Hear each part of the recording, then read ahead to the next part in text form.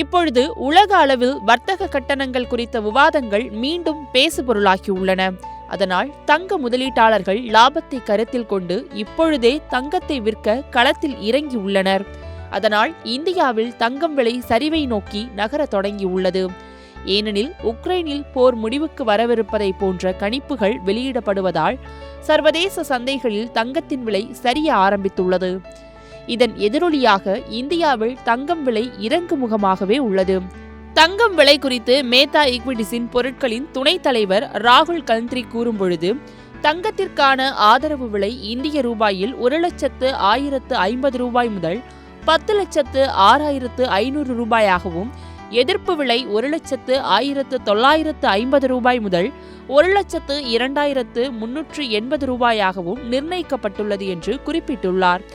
மேலும் இன்று சென்னையில் 22 கேரட் ஆபரண தங்கத்தின் விலை கிராமிற்கு 70 ரூபாய் குறைந்து 9,375 ரூபாயாகவும், ஒரு சவரன் தங்கம் விலை 560 ரூபாய் சரிந்து ரூபாய் 75,000ஆகவும் விற்பனை செய்யப்படுகின்றது. முதலீட்டிற்கு வாங்கப்படும் 24 கேரட் தங்கத்தின் விலை கிராம் ஒன்றுக்கு 76 ரூபாய் குறைந்து ரூபாய் 10,227ஆகவும், சவரனுக்கு 608 ரூபாய் சரிந்து ரூபாய் 81,816ஆகவும் விற்பனையாகி வருகின்றது.